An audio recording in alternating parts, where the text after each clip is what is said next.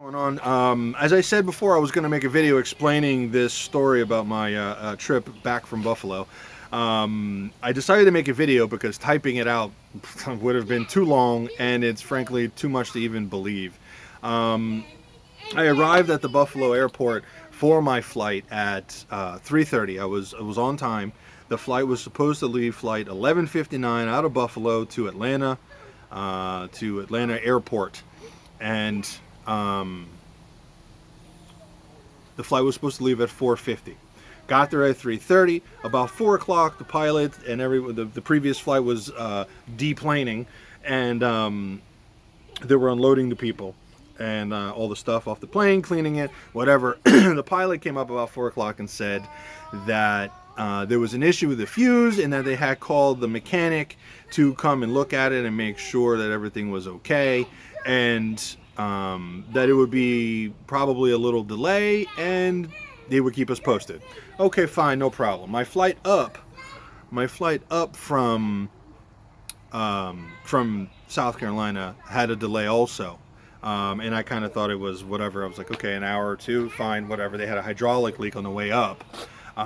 This was, I'm assuming, a different plane. So as soon as he said that, everyone's phone started pinging, and even though he said it would be a short delay, the notification on the app that comes through the notifications on the phone said immediately 6 o'clock. We were supposed to take off at 4:50. I was like, okay, they counted for an hour for the guy, whatever. Okay, fine. 4:30 comes, and the man comes up. He says, well, it was a little more involved than we knew. It's going to be more delayed. They have to get a part and they have to investigate. It seems like it's not as simple as a fuse or something. I was like, oh, great, here we go. And immediately, the system again sent out the notification, pings on my phone, 7 o'clock now. So I was like, all right, whatever. So as time went on, people started getting a little frustrated. Like, okay, 2 hours. You sense frustration. People are trying to, not rearrange their entire plan, but the inconveniences from traveling. I'm sure many of you know. So 6 o'clock rolls around. An hour and a half has passed, and they come up and say, something's wrong with the plane. It's broken. We are not flying this plane. We are considering what to do. We do not want to cancel the flight. We want to make sure everyone gets to their final destination, and so on and so on. At this point, everyone gets frustrated. A few minutes later, after saying that they would keep us posted, about 15 minutes later, what they ended up doing was they came over the PA again. The gate crew came over the PA again and said that they were going to arrange for another plane to come out of Atlanta to come and get all these people, us, and that was fine. So they're like, okay, well, we're going to arrange another plane.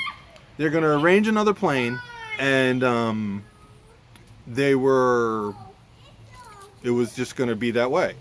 A few minutes later, they said, okay, we arranged another plane. Everything is going to be fine. We're going to get you folks out of here tonight. The plane is going to be here at 12:30. 12:30. It went from 4:50 to 6, slight delay, to, oh, it's a little more, now 7, to, we got you another plane, we are great, and we are getting, this fixed for you like we're doing you a favor, but now it's 12:30. So that's in 5.5 hours later. People immediately get upset, and they start, they're standing up, they're saying, what is this? You didn't say anything about this. And this was the start of the rest of the story.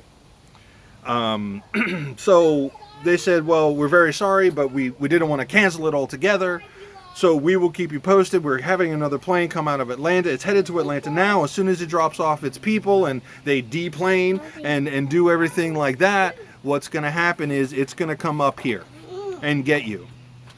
And what ends up happening, okay, from there, everyone's upset. I'm like, great, this is a bunch of phooey, but let's just see where it goes. So they keep us posted. They offer us food. They bring in some sandwiches, which was very nice.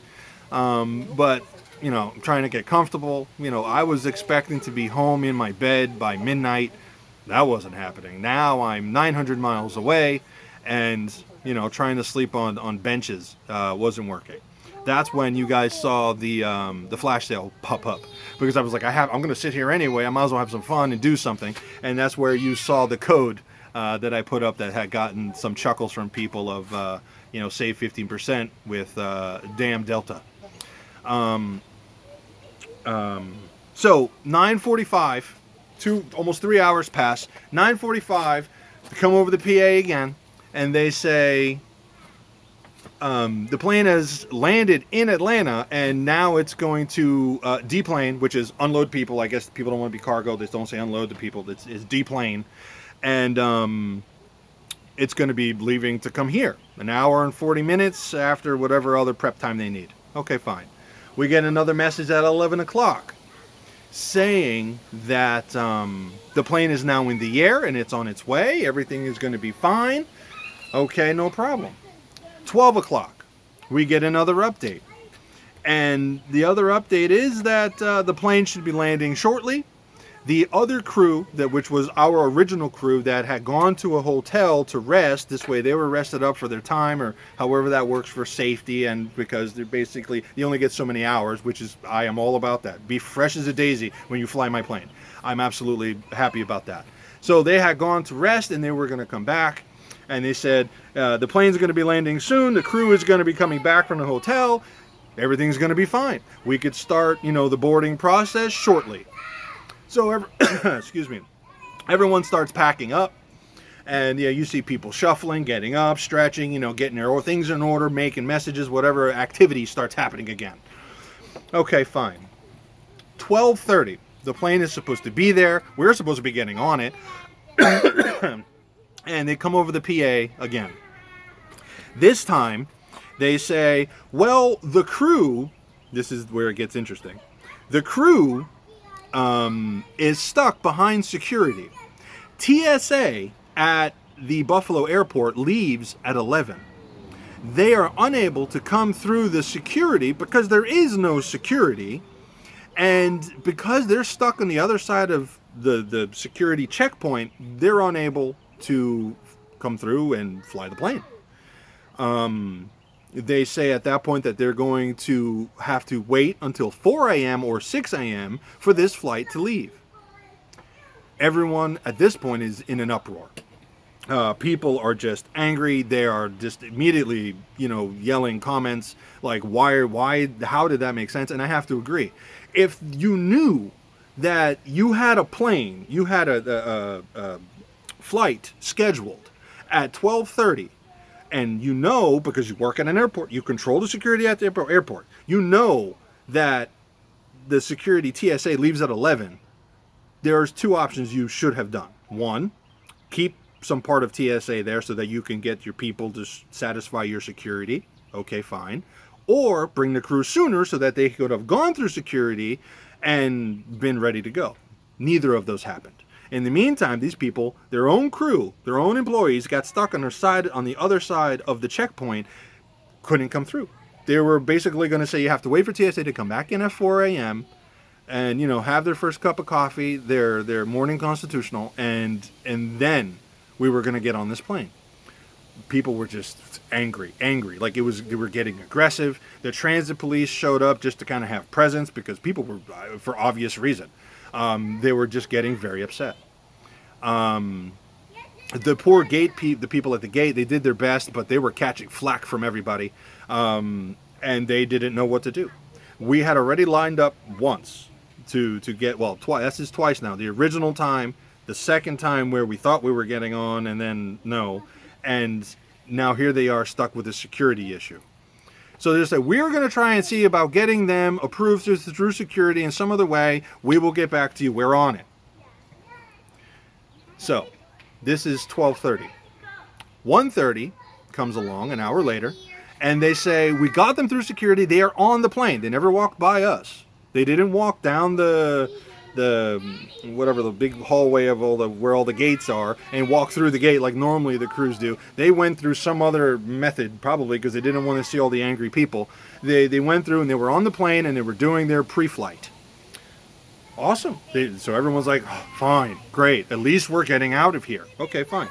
So they said, well, they're doing a pre-flight. Everything should be all right. We're going to get you out of here. This is 1:30. And so we're like, okay. People start rustling. They're complaining, mumbling, but we're getting out of here. Okay, fine. 2 o'clock comes. They're like, okay, we should be all right. They open the door. And they start lining people up. And the first people go down, you know, the women and children, a couple people in wheelchairs and things with special needs, and they go down. And that's all that goes down. They cut it off. Someone comes up the ramp, speaks to the people at the gate. We're not leaving again. We have to send them back off of the plane and back up to the thing to wait in line because Atlanta had approved them to land in Atlanta. Buffalo, where we were, did not approve them to take off. So now this flight crew is in limbo. They had gotten onto the plane. Apparently that is a violation of some kind of security. I'm not sure, not my profession. But they got there, and they were now unable to fly. So this is 2 o'clock. 2:30, well no, at this point also at 2 o'clock, they're talking to everybody about connections and what they're going to do to solve all the people that missed their connecting flights to everywhere else in the country and world. And they're saying, well, we're going to arrange hotels for everyone because you missed your flights and you can get to Atlanta. There's no hotel rooms available in Buffalo because it's graduation, which is why I was there. And because of that, we have no places to put you here in Buffalo. You need to go to Atlanta. We will give you vouchers for a hotel room. You will be able to sleep and wake up and catch your flights in the afternoon, and everything is going to be okay. There it is. So, 2 o'clock. We're now told we're not going to leave again. We have lined up for nothing. And they're stuck. They finally, after a little while, another 15 minutes, the lieutenant of the transit authority, the word comes out that she can approve them to take off somehow. I'm not sure how that works. So the lady shows up. She walks down. She goes she goes through the security door, down the gangway to the plane, and comes back up in literally 3 minutes. I don't know what she did. She probably said hello and literally turned around. It was honestly 3 minutes. She barely had enough time to walk down and come back, and they were good to go. She came back out, said everyone's good to go. Thank you. Sorry for the inconvenience. You're good to take off.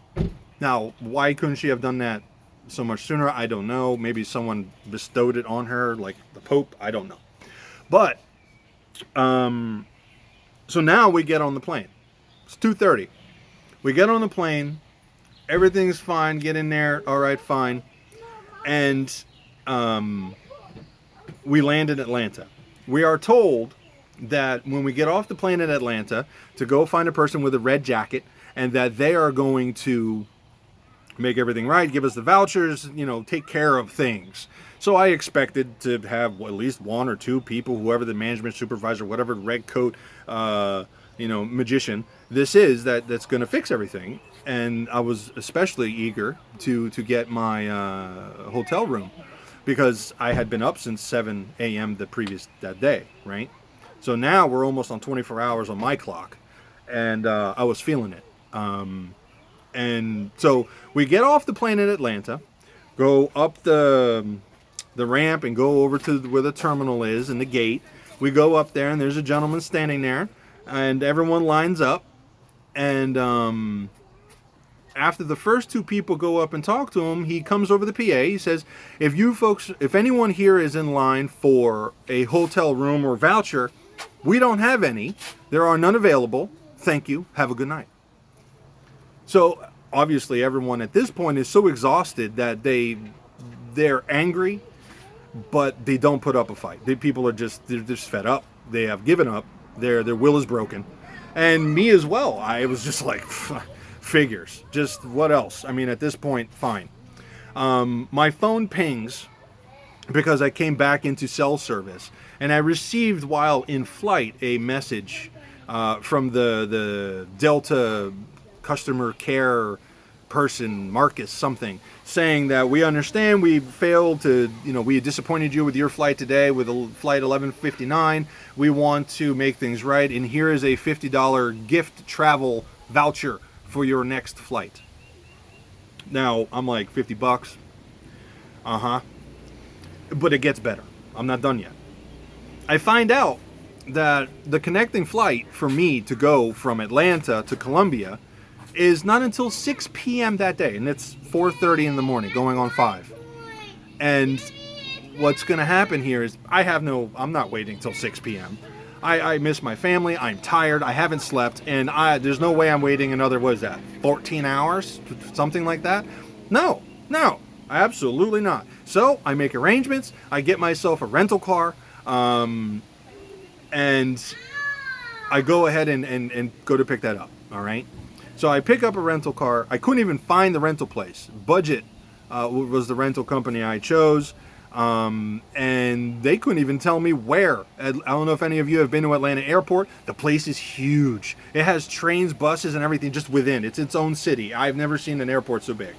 But they couldn't tell me where to find the rental to pick up the car. So they were completely unhelpful. I did have a reservation if I could find it. Eventually, after some direction and stopping one or two people, I did find the vehicle and got on there. So it cost me to pick up the rental vehicle $150 to rent a car for 3 hours. I drove from Atlanta Airport to Columbia Airport in South Carolina to pick up my regular car and then drive another hour, almost hour and a half. I never took the final leg of the flight because I wasn't waiting until 6. So here I am now. I got here today, about 12, 1 o'clock. I still haven't slept. I wanted to spend time with my family before my workday starts tomorrow. And here I am, running on fumes. And I'm still not quite 100% on what the hell happened. I did send an email back to Marcus, the person at customer care, explaining the mess, my expectations on what would happen with, being reimbursed for not only that final leg I didn't use, but also I needed a rental car, and a couple other choice words. I haven't heard back. I got an email response saying it could take us up to 2 weeks to get back to you. You are complaint number 2,377,082. And hopefully that didn't start at the beginning of the year, because that's a lot of complaints. I'm not sure where it's going to go from here. I am obviously not all that happy with how it went. Did you say about the escalator? Oh yeah, and then unrelated to Delta, as I was on my way, and thank you for reminding me, honey.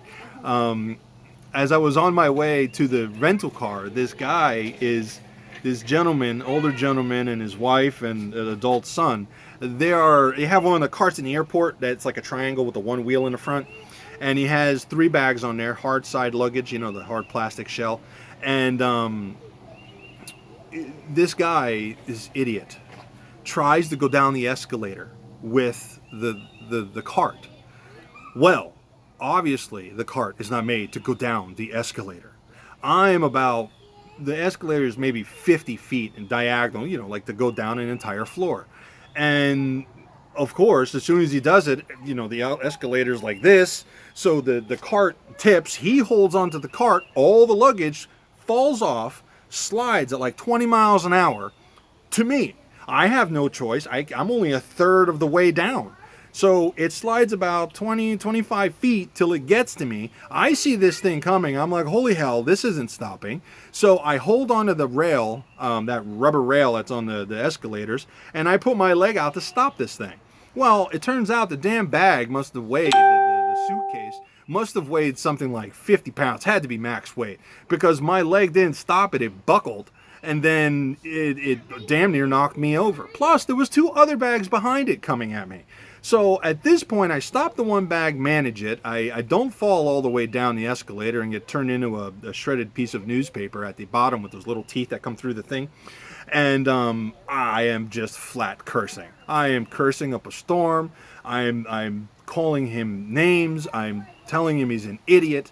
How in the world did that make sense? And he was apologetic, but I didn't care, because that was completely idiotic.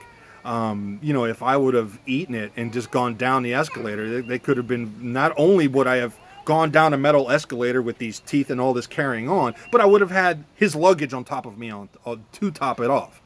So that was just a little crescendo for my evening, my trip.